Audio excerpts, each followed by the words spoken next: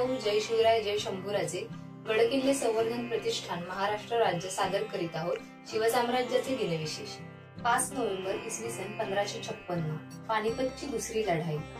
पानिपतची दुसरी लढाई स्थानिक आणि भार्गवकुलीन सम्राट हेमू विक्रमादित्य विरुद्ध परकीय आक्रमक मोगलांचा 14 वर्षांचा वारसदार अकबर। या लढाईनंतरच मुघलांचा हिंदुस्थानात जम बसला, म्हणजे हिंदुस्थानी इतिहासाला वळण देणारी अशी ही महत्वाची लढाई होती। मुळात जमीनदार नंतर व्यापारी असलेला हेमू नक्कीच असामान्य निरीक्षण शक्ती घेऊन आला होता। हेमूला घोड्यांची आणि हत्तींची चांगली पारख होती।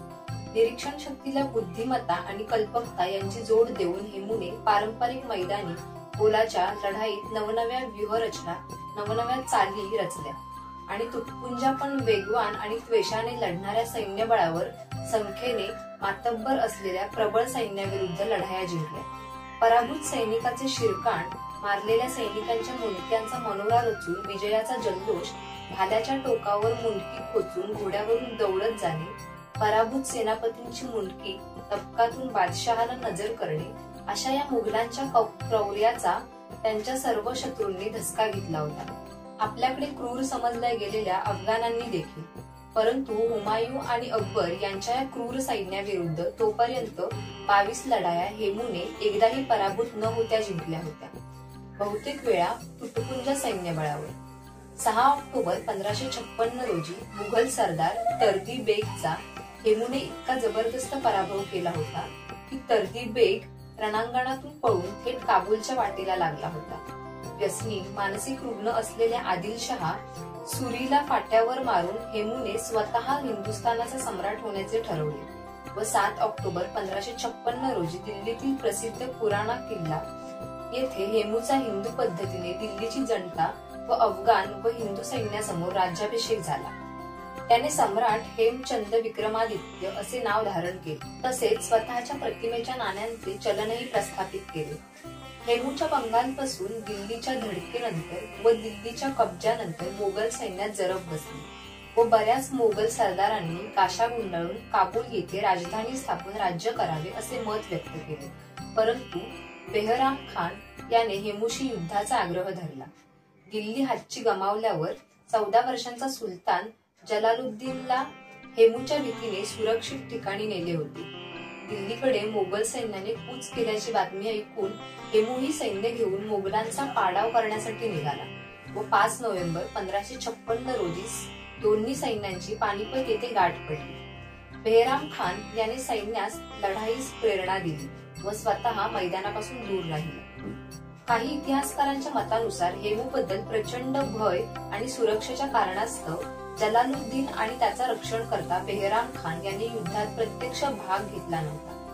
प्रत्यक्ष युद्धभूमीपासून ते 8 मैल अंतरावर उभे होते। जलालुद्दीन बरोबर 5000 अतिविश्वासू आणि तयारीचे सैन्य होते। युद्धात पराभव होत असल्याचे दिसून येताच काबूलकडे पळून जावे असा बेहराम खानाचा सैन्याला आदेश होता। हेमू स्वतः हत्तीच्या पाठीवरून सैन्याचे नेतृत्व करत होता। पानिपतच्या या लढाईत हेमूच्या रणनीतीची आखणी नेहमीप्रमाणे होती। हेमूच्या मुख्य सैन्यातल्या हत्तींना तोंड देण्यासाठी शत्रूने आपले गजदळ आणि गजदळाचे संरक्षण धनुर्धर पुढे आणून ठेवले, तरी हेमूच्या सैन्याने प्रखर शौर्याच्या जोरावर शत्रूला मागे रेटले। बाजूने आणि पिछाडीवरून केलेल्या गजदळाच्या हल्ल्यामुळे शत्रू सैन्याचा व्यूह परत विस्कळीत झाला। पराभव डोळ्यासमोर आल्यामुळे शत्रू सैन्यात पळापळ सुरू झाली। हेमूचा विजय नजरेच्या टप्प्यात आला। तेवढ्यात शत्रू सैन्य पळत असताना अचानक एक बाण हेमूच्या डोळ्यात लागला आणि एका बाणाने निशाण पडले। सैन्याच्या हालचाली नियंत्रित करणारा हेमू बेशुद्ध। आपण जखमी झालो तर सेनापती पदाचे नेतृत्व कुणी करायचे याच्या सूचनाच अस्तित्वात नव्हत्या। रणनीतीतली ही फार मोठी त्रुटी म्हणावी लागेल। हेमू जखमी झाल्याची खबर सैन्यात पसरली व सैन्याचे अवसान गळाले। गोंधळात सैन्य सैरावैरा पळत सुटले आणि विजयाच्या उंबरठ्यावरून हेमूच्या सैन्याचा पराजय झाला। हेमूच्या हत्तीला बेहराम खानाच्या एका सरदाराने हत्तीवरूनच वेढा घालून वळवून जलालुद्दीनच्या शिबिरात नेले। तिथे जलालुद्दीनला गाझी सिद्ध करण्यासाठी हेमूचे मुंडके छाटले गेले। हेमूचा शिरच्छेद करण्यात आला। हेमूचे मुंडके हे काबूलमध्ये तर धड दिल्लीला पाठवून टांगण्यात आले। या लढाईत भाग घेतलेल्या हेमूचे सर्व पुतणे हेमूने दत्तक घेतलेल्या पुतण्यासह मारले गेले. लढाईत भाग न घेतलेला एकच पुतण्या गावात होता, तेवढाच वाचला. त्याचे वंशज आजही आहेत. जलालुद्दीन दिल्लीच्या तख्तावर बसला व नंतर त्याने अकबर हे नाव धारण केले. अकबराने हेमूचा इतका धसका घेतला होता की लढाईनंतर कित्येक महिने भार्गव आडनावाच्या प्रत्येक माणसाला अकबराच्या हेरांनी कापून काढले. भार्गव आडनावाचे लोक मग आडनाव बदलून राहू लागले. आपले देशी इतिहासकार आपले स्वतःला विद्वान म्हणून समाजात मिरवणारे शालेय पाठ्यपुस्तक लेखककार देखील अकबराचे गोडवे गातात आणि सम्राट हेमू विक्रमादित्याचा साधा उल्लेख देखील करत नाही याची खंत वाटते.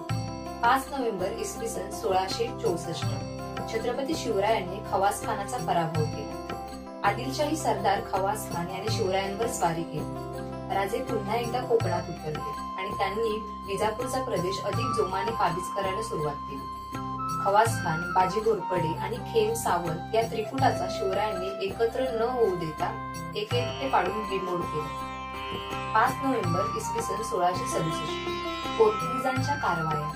छत्रपती शिवरायांनी आरमारी सामर्थ्य वाढविल्यामुळे पोर्तुगीजांना छत्रपती शिवरायांच्या हेतूविषयी संशय वाटू लागला होता. विशेषतः छत्रपती शिवरायांनी सुरत लुटल्यानंतर पोर्तुगीजांना अधिक काळजी वाढू लागली होती. सुरतेची लूट स्वराज्यात आणताना छत्रपती शिवरायांना पोर्तुगीजांनी मदत केली होती असा निष्कर्ष पोर्तुगीज दप्तरातील पत्रव्यवहारावरून निघतो. छत्रपती शिवरायांच्या सामर्थ्याला पोर्तुगीज वचकून बघत होते, पण त्याचबरोबर छत्रपती शिवरायांची नजर आपल्या राज्याकडे केव्हा वळेल याची भीतीही त्यांना वाटत होती. म्हणूनच वरकरणी पोर्तुगीजांनी छत्रपती शिवरायांशी सलोख्याचे संबंध ठेवले होते. तथापि छत्रपती शिवरायांच्या विरोधकांना मदत करण्याचे धोरणही त्यांनी स्वीकारले होते. त्यांचे हे दुटप्पी वर्तन महाराज ओळखून होते. कुडाळचे देसाई छत्रपती शिवरायांना विरोध करण्यामागे आघाडीवर होते. वास्तविक पाहता कुडाळचा लखम सावंत यांचा पराभव करून छत्रपती शिवरायांनी त्याला चांगलाच धडा शिकवला होता. त्याने छत्रपती शिवरायांबरोबर तह करून अभयदान मिळवले होते. परंतु शिवाजी आग्र्याकडे गेल्यानंतर लखम सावंतांनी आपल्या कारवाया पुन्हा सुरू केल्या. विशेषतः पोर्तुगीजांची फूस असल्यामुळे लखम सावंत छत्रपती शिवरायांच्या प्रदेशावर हल्ले करण्यास उदयुक्त झाला. आग्र्याहून परतल्यानंतर लखम सावंतांचे उद्योग आणि पोर्तुगीजांच्या कारवाया शिवाजीच्या लक्षात आल्या. तेव्हा लखम सावंतला धडा शिकवण्यापेक्षा पोर्तुगीजांना धडा शिकवावा असे छत्रपती शिवरायांनी ठरवले. त्याप्रमाणे 5 नोव्हेंबर 1667 म्हणजेच नोव्हेंबरच्या पहिल्या आठवड्यात पोर्तुगीजांच्या बारदेश प्रदेशावर स्वारी करून प्रतिकार जर केला तर शिवाजी थेट गोव्यापर्यंत येऊ शकेल अशी भीती पोर्तुगीजांना वाटू लागली आणि म्हणून त्यांनी छत्रपती शिवरायांबरोबर तह केला.